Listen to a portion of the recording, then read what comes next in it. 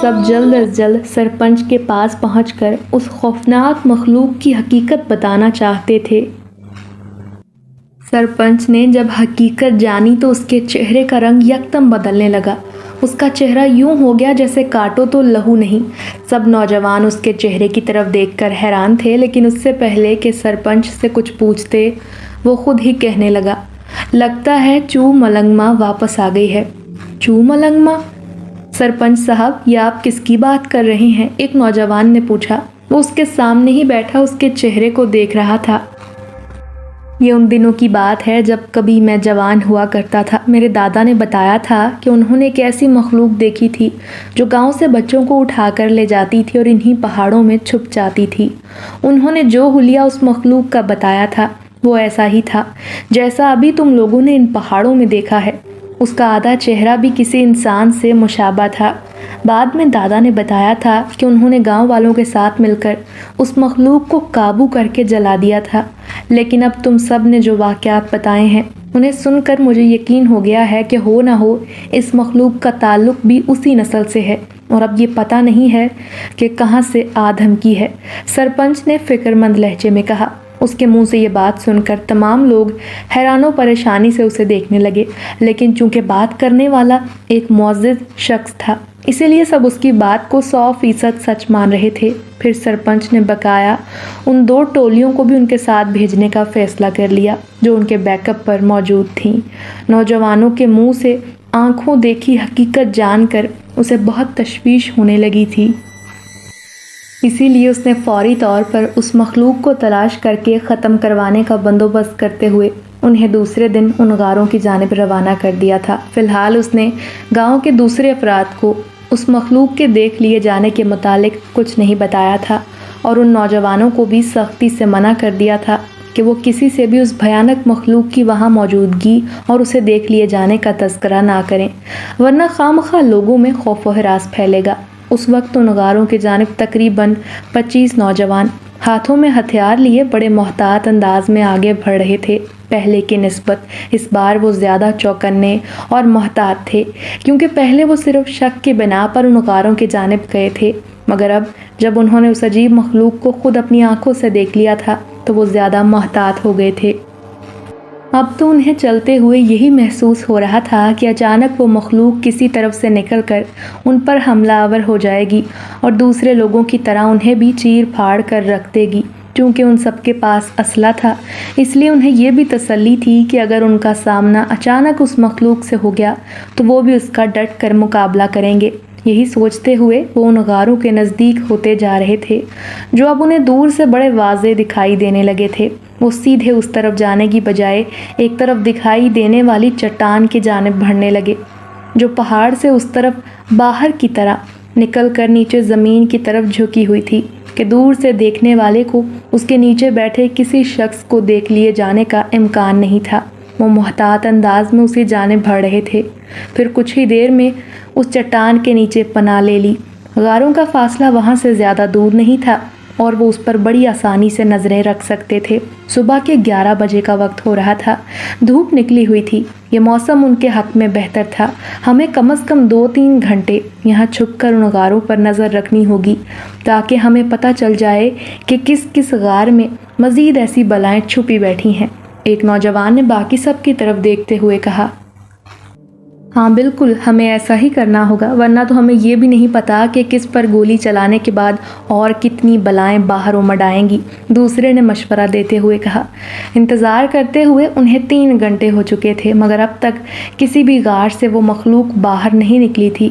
وہ بیٹھ کر اور ان غاروں کی طرف دیکھ کر اکتا چکے تھے۔ اب تو انہیں یہی لگنے لگا تھا کہ ہو سکتا ہے وہاں وہی ایک ہی ہو جسے انہوں نے غار سے نکلتے دیکھا تھا، ورنہ اتنی دیر میں کسی غار میں سے تو ضرور کوئی 1-2 بلائیں باہر نکل آتی، لیکن یہ محض ان کی خام خیالی تھی۔ اور اچانک ایک بلا پھدکتی ہوئی باہر نکل آئی، اس کے پیچھے پیچھے دوسری بھی باہر نکل آئی۔ ان کا حلیہ دیکھ کر سب خوف زدہ ہونے لگے، لیکن یہ سب بہادر نوجوان تھے اسی لیے تھوڑا بہت ڈر تو لگا، مگر پھر وہ نارمل ہو کر انہیں دیکھنے لگے۔ پہلے تو انہوں نے فوری گولی چلانے کا ارادہ کیا، لیکن پھر یہ سوچ کر کہ پتہ نہیں گولیوں کی آواز سے اور کتنی بلائیں وہاں اچانک جمع ہو جائیں، और उन्हें भागने का मौका ही न मिल पाए। दोनों बलाओं ने बाहर निकलकर अपनी थूथनी ऊपर फिजा में उठाकर कुछ सूंघने की कोशिश की, लेकिन ये उन सब की खुशकिस्मती थी कि हवा का रुख दूसरी जानिब था, इसलिए शायद उन दोनों तक उनके जिस्मों की बू नहीं पहुंची थी, वरना वो उस वक़्त उनकी खुराक बन चुके होते या मारे जा चुके होते। क्या ऐसा नहीं हो सकता कि कम से कम इन दोनों को मार कर यहीं ख़त्म कर देते हैं? बाकी जो गारों में मौजूद होंगी उनका भी पता चल जाएगा कि कितनी बाहर निकलती हैं। और अभी तो हम सिर्फ क्यास राय की बिना पर सोच रहे हैं कि इनमें इस तरह की और मखलूक छुपी होगी।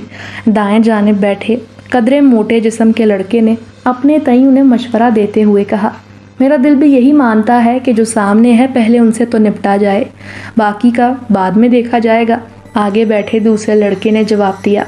इससे पहले कि वो उनके मुतालिक कोई फैसला करते, वो दोनों बलाएं उछलती कूदती एक जानिब भाग गईं।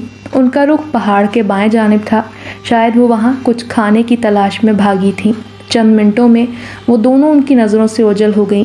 वो मज़ीद कुछ देर वहीं रुक कर इंतज़ार करते रहें कि देखें अब की सगार से क्या निकलता है, मगर काफ़ी देर तक बैठे रहने के बाद हर तरफ सन्नाटा और खामोशी तारी थी। अब क्या करें? हमने तो एक मौका गंवा दिया, अब क्या उनके वापस आने का इंतज़ार किया जाए या फिर हिम्मत करके उस गार के अंदर जाकर देखे जहाँ से वो दोनों बाहर निकली थीं? एक बड़ी उम्र के शख्स ने मशवरा दिया। ठीक है, अब यही किया जा सकता है कि उनकी अमाजगाह में घुस कर देखा जाए। वैसे भी हम सब के पास हथियार हैं, इसीलिए हमें डरने की बजाय हिम्मत से काम लेते हुए उस गार के अंदर ज़रूर जाकर देखना चाहिए। एक और नौजवान बोला। फिर सब ने मुतफ़िका फ़ैसला करते हुए आहिस्ता आहिस्ता उस गार की जानिब बढ़ना शुरू कर दिया। जैसे जैसे फासला कम होता जा रहा था, वैसे वैसे उन सब के दिलों की धड़कनें तेज़ होने लगी थीं। उन्हें हर पल यही लग रहा था कि जैसे अचानक उस गार के अंदर से वैसी ही मखलूक निकल कर उन पर हमला कर देगी। लेकिन काफ़ी देर गुजरने के बावजूद अभी तक वहाँ खामोशी ही रही। वो बड़े मोहतात अंदाज में गार के धाने के करीब पहुँच गए और अंदर 2-3 पत्थर फेंके, मगर जब कोई आवाज़ सुनाई ना दी तो वो अल्लाह का नाम लेकर एक कितार में अंदर दाखिल हो गए। गार में घुसते ही उनके नथनों से एक अजीब सी सड़ान टकराई और उन्हें यूं महसूस हुआ जैसे वो किसी ज़बा खाने में घुस आए हैं। बू इस कदर नागवार थी कि उनसे वहाँ खड़ा होना भी मुश्किल हो रहा था।